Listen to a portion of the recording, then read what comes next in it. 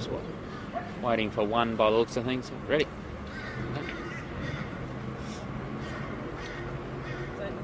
Oh, no. Okay, thank you. Thanks for the warning.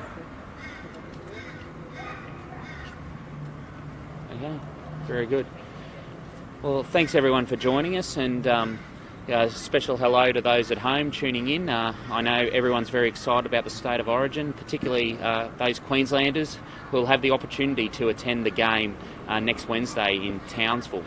And that's a very important message that we want to remind Queenslanders about, and that is about accessing your ticket. Tickets go on sale very soon. In fact, it's about an hour away, the ticket sales. And it's important that people buy their tickets from reputable sellers. There are only two official outlets for buying tickets, NRL.com and Ticketmaster. All other outlets you do have to exercise caution about. There are offences and penalties, stiff penalties in fact, for people who seek to profit off selling tickets to others, seek to profit through not selling those tickets through official channels. In fact, if you're out scalping a ticket, you can face a penalty of almost $2,700. And if you actually purchase a scalped ticket, you can face a fine of almost $700. So please, when you're considering the ways that you might get your State of Origin ticket for next Wednesday's game, please make sure you're using reputable official sellers, because if you use unofficial channels, if you use outlets which are scalping tickets, which are selling tickets for more than 10% of their ticket face value price, then you face stiff penalties yourself, and also run the risk that the ticket that you are buying is not a genuine ticket, which will mean that you will face disappointment when you turn up at the gates at the Townsville Football Stadium trying to get entry. So a big reminder to everyone, please exercise good judgment when you're trying to get a ticket. Please make sure you follow the rules about getting tickets. This is an exciting opportunity for Townsville and all of Queensland for that matter, as we see Queensland obviously have a great game against New South Wales, and with all expectations, Queensland come away as the victorious participants in that game. I'll hand over to the Deputy Commissioner to remind everyone around the rules with scalp tickets and the offences that are involved. Yeah, thanks Minister. Paul Taylor, I'm the Deputy Commissioner for Regional Queensland and fortunate enough to have my office and staff in Townsville, so a great announcement to see Townsville get the State of Origin. It's something that I think people in North Queensland have dreamed for a long time. Townsville in particular, very passionate community when it comes to football, and obviously the home base for the Cowboys. The brand new stadium up there, which if people haven't been there before, is a sensational asset for a North Queensland community, and we're well practiced in policing activities, major events from that location. As the Minister said, you know, unfortunately there are unscrupulous people within our community that take advantage of passionate footballers and other people to scalp tickets. It is an offence. The Major Sporting Facilities Act of 2001 details that it's an offence to sell within or outside of Queensland any ticket to a major sporting event for greater than 10% profit. And the reason why they're allowed to be resold is for those people that, through the circumstances, are unavailable to attend. So we understand that there will be people that have in good faith purchased tickets but due to personal circumstances may sell them.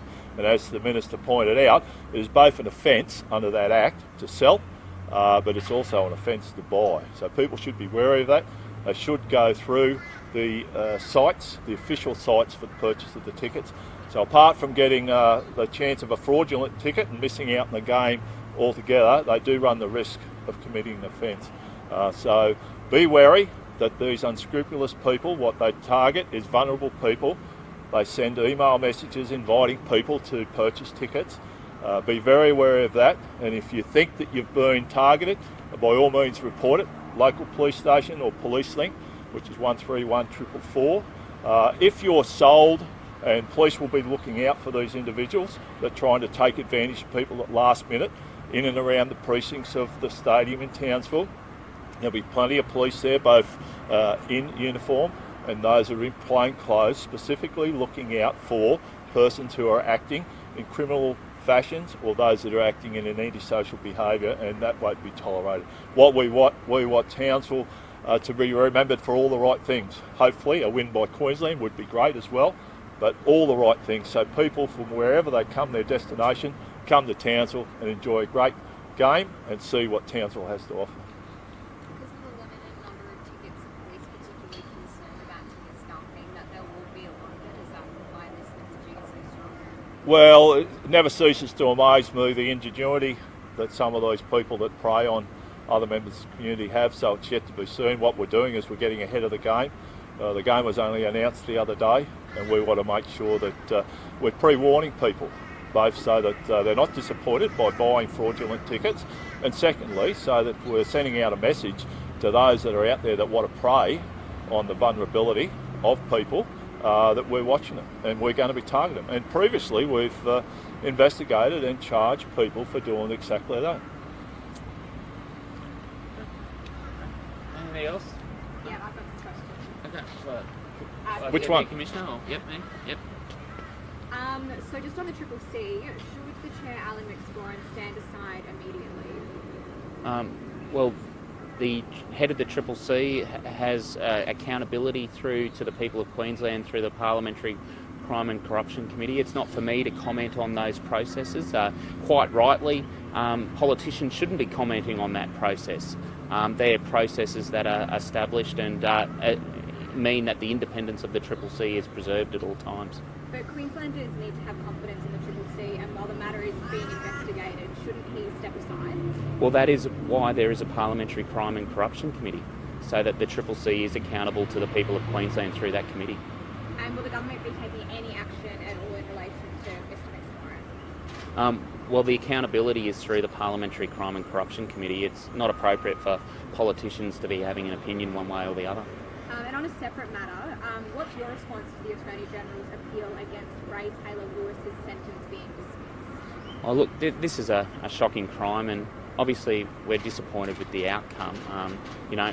We thought that the penalty wasn't severe enough, and that's why we appealed it in the first place. But obviously, the courts are independent, and we respect their independence, but just because we respect the independence of the court doesn't mean we can't be disappointed, and obviously we're disappointed with this outcome.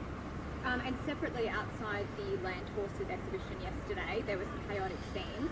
In your view, was the police's response heavy-handed at all? Look, I stand by our police. They're faced with very challenging circumstances. Everything's got to be put in context, and obviously our police are there to keep us safe and to keep other people safe.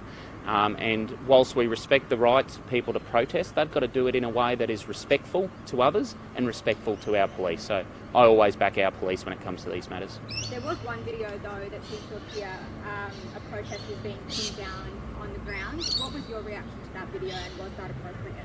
Oh, look, everything's got to be put in context, and I'm not going to comment on any particular matter that may be the subject of a complaint later on. Obviously, we do have high expectations of our police when it comes to the performance of their duty, and if anyone's got any concerns, they can lodge a complaint, and that complaint will be fully investigated. No, so just on the vaccines, Victoria has asked every other state to, if they could send their surplus vaccines down to Victoria. Has there been any discussions at a cabinet level? I know this is totally out of your area, but has there been any discussions at cabinet level about maybe sending vaccines down to Victoria? Yeah. Look, I'm not going to get into the deliberations of cabinet, but obviously we take our advice from the Chief Health Officer. She's regularly in contact with her colleagues around the nation, and look, our thoughts and prayers are with the people of Victoria. We're all in this together, and obviously we'll do whatever we can to support our friends in Victoria, but obviously decisions around the vaccine rollout, I'll best leave those to the health experts like Jeanette Young, the Chief Health Officer. Okay, very good. Excellent, thank you.